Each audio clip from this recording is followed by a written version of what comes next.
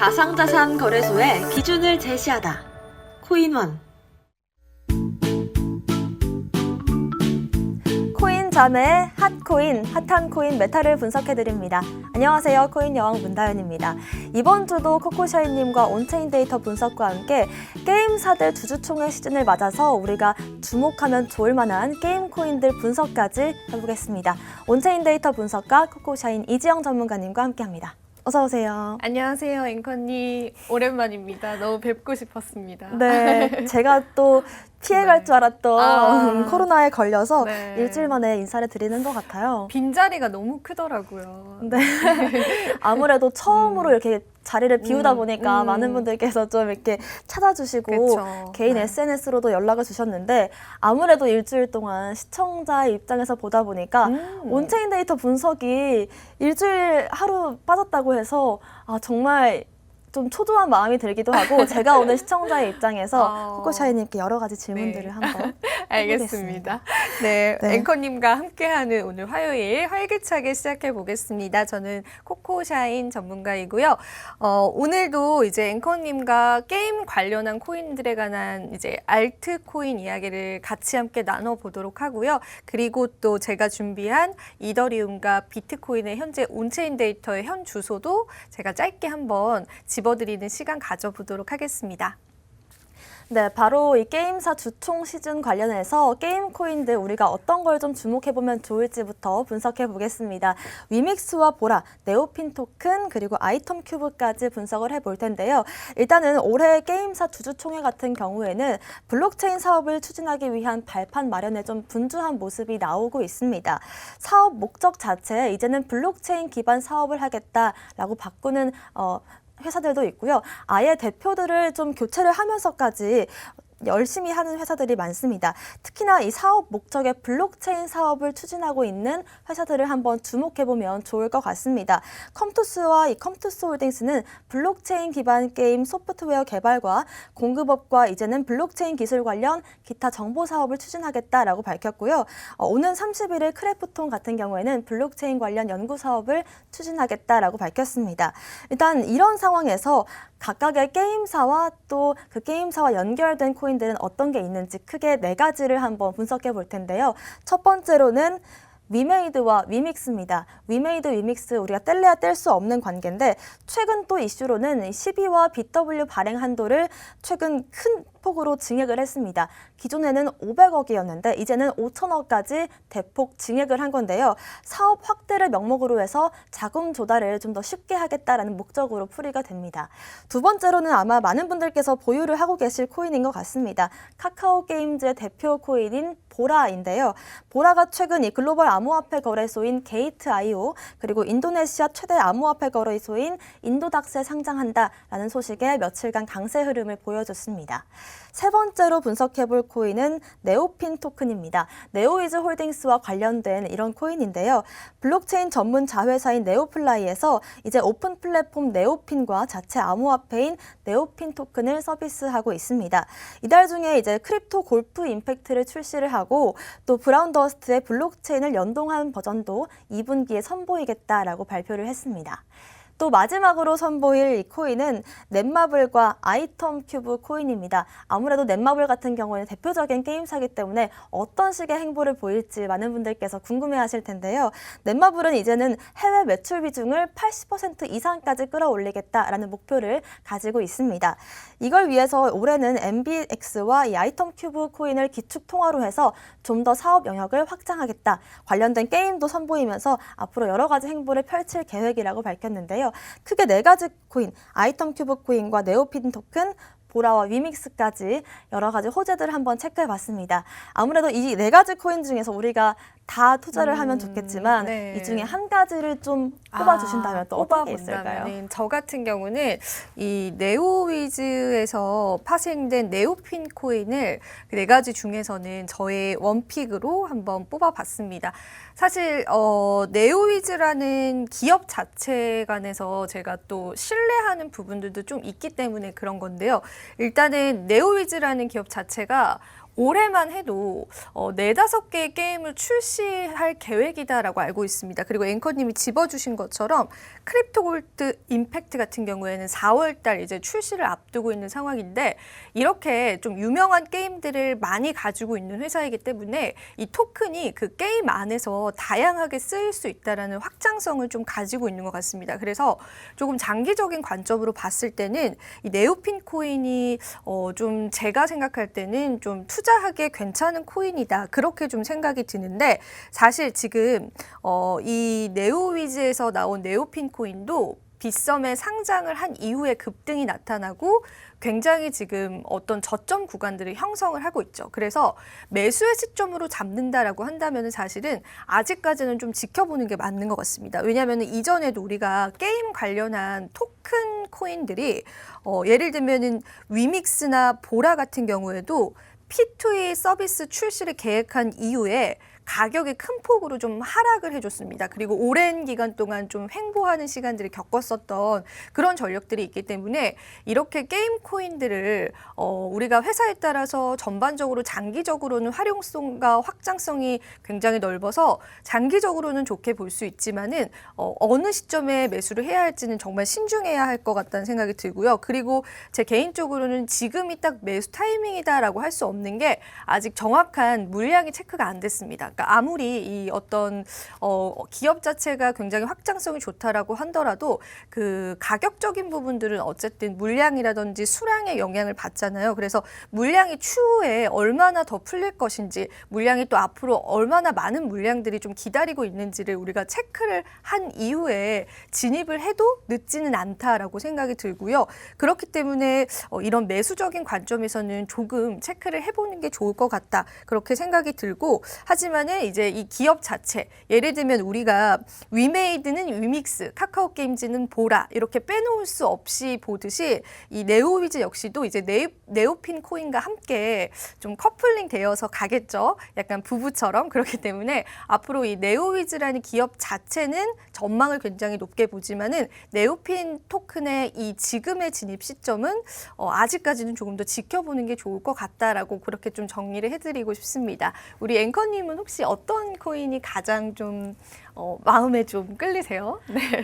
아무래도 코코샤인님께서 좀 중장기적인 관점에서의 유망한 코인을 짚어주셨다면 저는 그러면 단기적으로 봤을 때 우리가 투자할 만한 가치가 있는 코인은 어떤 걸지 생각해 본다면 저는 개인적으로는 또 보라를 한번 맞아요. 주목해 보면 괜찮을 것 같습니다. 아무래도 좀 긴 기간 횡보를 보여줬고 이제는 조금 고개를 드는 모습을 보여주고 있기도 한데 차트적인 모습에서도 그렇지만 아무래도 카카오 게임즈가 생태계를 구축을 하면서 이 보라 그리고 클레이튼 두 가지 진영으로 나아가고 있는데 그중에서 보라를 정말 밀어주고 있기도 하고 어제 같은 경우에는 이제 게이트.io와 인도닥스에 상장한다라는 소식도 있었지만 4월에는 보라 2.0 관련해서 또 백서를 공개한다라고 하니까 이 부분에 있어서 충분히 또 시세를 받을 수가 있겠다 이렇게 생각이 듭니다. 네, 사실 저희가 보라코인도 일전에 좀 같이 다뤘던 적이 있었잖아요. 그래서 이렇게 또 앵커님의 의견을 들어보니까 내용이 더 풍성해지는 것 같습니다. 좋습니다. 네. 또 단기적인 관점에서 또 중장기적인 관점에서 한번 살펴보도록 하고요. 오늘 또 게임사 주주총회 시즌 맞이해서 게임 토큰들 우리가 어떤 걸 좀 살펴보면 좋을지 체크를 해봤습니다. 지금부터는 또 한 주간의 온체인 데이터 분석도 진행해 볼 텐데요. 이번 주는 특별히 또 이더리움 상승과 관련해서 포착된 데이터들이 많죠. 네, 그렇습니다. 사실은 지금 시장에서 이더와 비트의 시세들이 굉장히 좋기 때문에 우리 알트들도 같이 힘을 좀 내주고 있죠. 근데 제가 사실 지난주에 이더리움 강세 예측에 관해서 온체인 몇 가지를 집어드리려고 했었는데 안타깝게도 이제 지난주에 방송이 되지 않아서 오늘 다시 한 번 더 그 내용들의 추가적인 내용을 추가해서 앞으로 이더리움의 좀 시세들을 같이 바라보는 그런 예측을 한번 해볼까 합니다. 우선은 제가 블록미디어의 어떤 기사를 보면서 굉장히 납득을 많이 했었던 했던 기사였거든요. 이더리움 강세를 전망하는 좀 세 가지 이유로 펀더멘탈, 기술적인 분석, 그리고 수급 이렇게 세 가지를 이 기자님께서 예를 들어줬습니다. 펀더멘탈이라고 한다면은 이제 이더리움 2.0이 굉장히 차질 없이 잘 진행이 되고 있다라고 하는 모멘텀적인 부분이라고 하실 수가 있고요. 기술적인 분석은 이미 저항선을 뚫고 간 지가 오래됐습니다. 이더리움은 그 일주일 사이에. 그렇기 때문에 이제 새로운 차트적인 자리를 형성을 하고 있죠. 그래서 어디까지 뻗어 나갈지에 관해서도 이제 차트적인 분석으로는 굉장히 긍정적이다. 그렇게 이야기를 했었고 또 수급적인 부분들은 온체인 데이터를 통해서 확인을 해볼 수가 있습니다. 저는 이제 또 수급적인 부분들을 위주로 늘 다루기 때문에 오늘은 수급적인 부분 위주로 한번 말씀을 드릴게요. 일단 첫 번째로요. 이더리움 같은 경우에 유통 물량이 확 줄어버렸습니다. 왜냐하면은 지금 현재 이더리움을 보유하신 분들께서 이더리움 2.0이 출시가 되게 되면은 그것을 내가 받겠다라고 해서 이더리움의 물량을 어찌 보면 이제 예치를 시킨 거죠. 그렇기 때문에 그 비율이요. 지금 계속해서 늘어가고 있습니다. 전체 물량의 8%가 넘어서 9%를 향해서 가고 있다는 것은 굉장히 큰 물량이거든요. 지금 당장 시장 자체에 9%의 물량이 빠져 있는 겁니다. 공급이 되지 않는 물량이 되는 거죠. 그래서 이 이더리움의 강세에도 굉장히 탄력을 줄 수 있는 그런 수급적인 영향들이 있습니다. 그래서 제가 이제 이더리움 보유소의 이제 전체 거래소 내에 있는 보유량들을 체크하는 온체인 지표를 또 가지고 나왔는데요. 일단은 최근까지만 해도 이게 굉장히 보유량이 엄청나게 줄었습니다. 그러니까 2020년도 2020년도 7월달 이후에 엄청난 폭으로 이 보유량들이 좀 감소하는 모습들을 여러분들이 보실 수가 있을 거예요. 그래서 이때 이후로는 이더리움의 어떤 보유량들이 계속해서 감소를 하고 있죠. 그리고 최근에 가격 상승이 일어났었던 그 시점에서도 오히려 되려 이더리움 보유량은 감소를 했습니다. 지금 이더리움의 가격이 반등을 했음에도 불구하고 이 이더리움을 거래소에서 뺀다라는 거는 아직까지 이더리움의 시세를 장기적으로 더 높게 보는 투자자들이 많다라는 부분들을 좀 우리가 해석을 해볼 수가 있는 부분입니다. 그래서 지난주까지만 해도 이 거래소, 전체 거래소의 보유량들이 계속해서 하락을 해주고 있었습니다. 그래서 저는 계속 지켜보고 있었죠. 일주일 동안. 과연 언제까지 하락을 할까? 전체 거래소 내에 이렇게 물량이 없는데 언제까지 하강을 할까라고 지켜보고 있었는데 사실 이번 주는요, 여러분, 그 하락세가 좀 멈추기는 했습니다. 그러니까 지금 시점이 가격적으로 이더리움이 너무나 좋은 시점이다 보니까 이제 거래소에 빠지는 물량이 약간 주춤하고 있는 상황이다라는 거죠. 어느 누군가는 이 시점에서 이제 물량을 어느 정도는 이익을 보고 팔아야겠다라는 투자자들이 나타난 거지 않을까 그렇게 해석을 해볼 수가 있는 것 같아요. 그래서 지금 현 시점에서는 약간 그 거래소 내에 있는 빠져나가는 물량 자체가 좀 소강 상태다라고 보시면 될 것 같고 앞으로 이더리움 시세가 어떻게 될지에 따라서 이 거래소 전체 거래소 내의 물량들도 지켜볼 추이가 있는데 이 부분은 제가 계속해서 조금 체크를 한번 해드리도록 하겠습니다.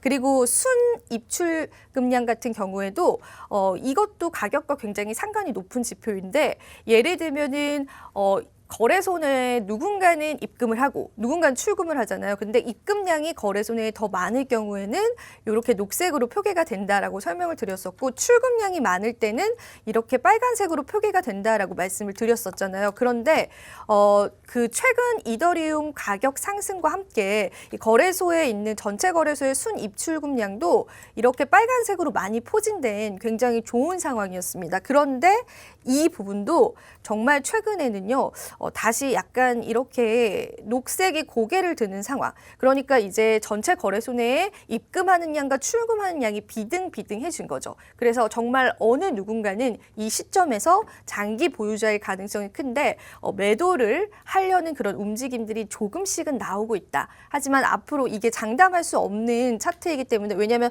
확 위로 올라간 차트는 아니기 때문에 앞으로의 추세를 조금 지켜볼 필요는 있다라고 생각이 들고 이거를 가격적으로 해석을 한다라고 한다면은 엄청난 급등에 관해서는 약간은 보수적으로 우리가 바라봐야 하는 그런 시점이다라고 말씀을 한번 드려보고 싶습니다. 그리고 이제 제가 또 시간 관계상 빨리 말씀드릴 건데 비트코인에서 또 이제 글래스노드에서 새로운 지표 하나를 발표를 했습니다. 그래서 이 부분을 오늘은 좀 설명을 드리고 싶은데 엔티티 지표라고 해서 이제 활성화 지표다라고 하죠. 네트워크 참여자들이 얼마나 많이 활성화되어 있느냐라고 하는 그러한 지표인데 예를 들면은 우리가 이게 2016년도부터 2022년도까지의 차트거든요. 그럼 보시면은 지금 이렇게 이게 바로 이 엔티티 지표인데 이렇게 비트코인이 고점을 찍었던 시점에 이 네트워킹 참여자들이 올라가는 속도가요.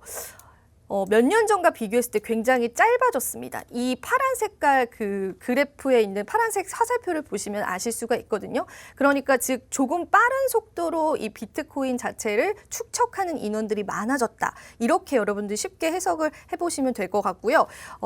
지금 현재 그러면 이 엔티티 지표는 어떠한 방향을 바라보고 있느냐가 아마 중요하겠죠. 그래서 지금 현재 이 엔티티 지표를 한번 해석을 해봐 드리도록 할게요. 우선은 현재는 이 네트워킹 참여자들이 시장에서 계속해서 굉장히 이전에 이렇게 상승했던 그 기울기와 지금의 상승 기울기를 보면은 지금이 살짝 더 가파르게 상승을 하고 있죠. 그러니까 긍정적으로 좀 볼 수 있을 것 같아요. 그러니까 네트워킹 참여자들이 많다라는 거는 이제 거래를 하려는 사람들이 점점 많아진다. 똑똑한 어떤 투자자들이 많아진다라고 해석을 할 수가 있는데 지금 현 시점에서 네트워킹 참여 지표도 계속해서 좀 올라가고 있습니다. 그런데 이게 굉장히 많이 이런 식으로까지 올라가게 되면은 우리가 진정한 불장이 왔다라고 좀 예측을 하거든요.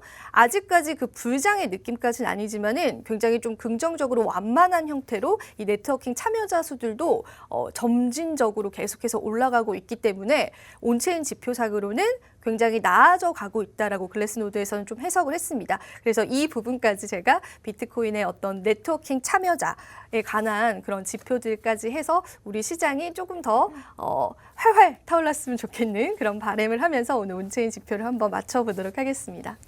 네, 오늘도 이더리움과 비트코인 관련해서 온체인 데이터 분석해 주셨는데요. 일단은 이더리움 강세를 예측하는 분들이 많습니다. 크게 모멘텀적인 모습, 또 기술적 차트적인 모습, 그리고 수급적 온체인 데이터 지표적인 모습이었는데 이 수급적인 부분에서 지금 현재 입출금량이 비등비등하기 때문에 아직까지 조금 조심스럽게 나아갈 단계다라고 말씀을 주셨고요.